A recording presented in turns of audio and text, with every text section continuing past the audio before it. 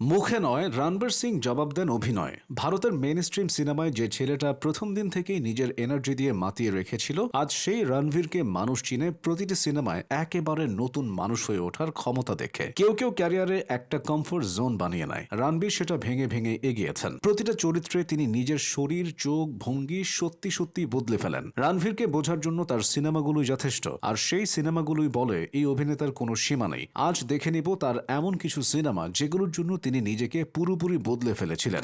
লুটেরা, এটাই সেই ছবি যেখানে রণবীর প্রথম প্রমাণ করলেন শব্দ না বলেও অভিনয় করা যায়। এনার্জেটিক রণবীরকে মানুষ প্রথম দেখল এমন এক ভিন্ন রূপে। লুটেরায় তিনি যেন শব্দদের বাইরে গিয়ে অভিনয় করলেন চোখ দিয়ে। বরুণ, এক চোর, এক ঠকবাজ যার জীবনে প্রেম ঢুকে পড়ে অনাহুত অতিথির মতো। পুরো ব্যাপারটাই ছিল দমিয়ে রাখা আবেগের খেলা, আর রণবীর সেই দমবন্ধ নীরবতাকে যেভাবে ধারণ করেছিলেন তা দেখেই সবাই বুঝেছিল তিনি শুধু এনার্জির উপর ভর করে থাকা নন, তিনি ভেতরের আগুনও নিয়ন্ত্রণ করতে জানেন। রামলীলা, লুটেরার নীরবতা মুছে রণবীর ফিরে এলেন বিস্ফোরণের শক্তি নিয়ে। রাম রাজাদের রঙিন, বেপরোয়া, দাও দাও আগুনের মতো এক চরিত্র। এই ছবিটাই তাকে সত্যিকারের তারকা বানায়। দীপিকার সঙ্গে রসায়ন, গলার স্বর, চোখের উন্মাদনা, নাচ, ফাইট, লাভ, প্রতিটি ফ্রেমে তিনি ছিলেন একটা চলমান আতশবাজির মতো। প্রচুর নাটক, প্রচুর আবেগ। এই ঘটনায় রণবীর নিজেকে যেন উন্মুক্ত করে দেন, আর পর্দা যেন তার এনার্জি ধারণ করতেই হিমশিম খায়। দিল ধারকনে তো, এই সিনেমায় নেই কোনো চাকচিক্য, নেই কোনো অতিরঞ্জিত নাটক। এখানে রণবীর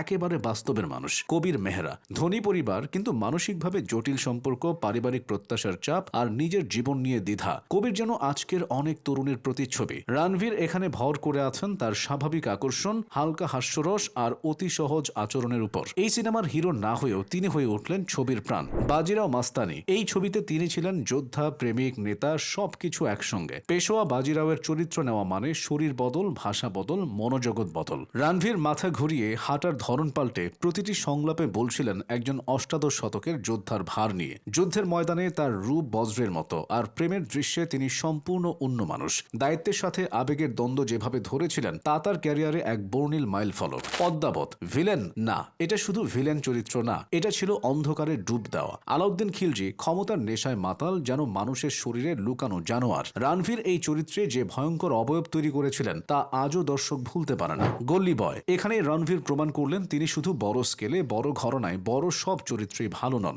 মুরাদ, এক ছেলের গল্প যে দরিদ্রতার সীমানা ডিঙিয়ে স্মার্টফোনের স্ক্রিনে নয়, জীবনের ময়দানে নিজের স্বর খুঁজে পায়। এ সিনেমায় তার শরীরী ভাষা, মাথা নিচু করে হাঁটা, ভাঙা স্বপ্নের হতাশা সবকিছুই বাস্তবের মতো। আর র্যাপগুলো তো তিনি নিজেই গেয়েছিলেন, যাতে চরিত্রের সত্যতা আরো বেড়ে যায়। 83, কাপিল দেব, একটা নাম, একটা ইতিহাস, একটা পুরো দেশের আবেগ। রণবীর এই চরিত্রে ঢোকার পর মনে হয়েছিল তিনি যেন রণবীর নন, ঠিক কাপিল দেবী। তার বোলিং অ্যাকশন, কথার ধরন, হাঁটা চলা, অভিব্যক্তি এমন নিখুঁতভাবে মেলানো আজকের দিনে খুব কম অভিনেতাই পারে। জীবন্ত কিংবদন্তির চরিত্র করা সবচেয়ে কঠিন পরীক্ষা, আর রণবীর সেটাও শতভাগ পাশ করেছেন। ধুরন্ধর সিনেমাটি এখনো হলে চলছে, আর শহর জুড়ে একটাই আলোচনা, রণবীরের হামজা। এই চরিত্রে তিনি বলার চেয়ে বেশি করেছেন চুপ থেকে। শব্দ না বলেও চোখে চোখে, হাঁটার ভঙ্গিতে, দৃষ্টির তীব্রতায় রণবীর এক অদ্ভুত রহস্য তৈরি করেছেন। আরো বড় চমক সামনে, আগামী মার্চে আসছে ধুরন্ধর পার্ট 2। যেটুকু দেখা গেছে তাতে বোঝা যাচ্ছে রণবীর এবার আরো নির্মম, আরো শক্তিশালী, আরো বিস্ফোরক হয়ে ফিরে আসছেন। রণবীর সিং আজ যে জায়গায় দাঁড়িয়ে তা এক রাতে হয়নি। প্রতিটা চলচ্চিত্রে নিজেকে ভেঙে গড়ে, চরিত্র বদলে, ঝুঁকি নিয়ে, শিল্পকে শিল্পীর মতো করে ভালোবেসে তিনি এখানে এসে পৌঁছেছেন। বলা যায় রণবীর সিং এর সবচেয়ে বড় প্রতিদ্বন্দ্বী রণবীর সিং নিজেই।